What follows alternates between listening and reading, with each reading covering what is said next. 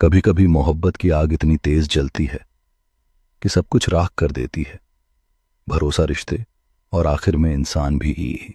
गुजरात के एक छोटे से गांव में सीमाबेन और दिलीप सिंह का रिश्ता पूरे गांव में बदनाम था। सीमा शादीशुदा थी, लेकिन उसका दिल किसी और पर आ गया था।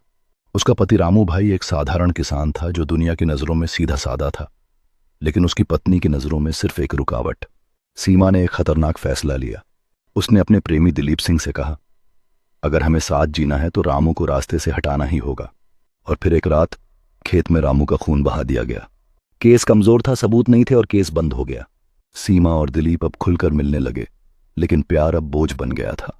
कुछ महीनों बाद सीमा बार बार दिलीप पर शादी के लिए दबाव बनाने लगी। वो कहती, अगर तू नहीं मानेगा तो सबको बता दूंगी क्या किया था हमने। डर और गुस्से ने दिलीप को फिर वही रास्ता दिखाया।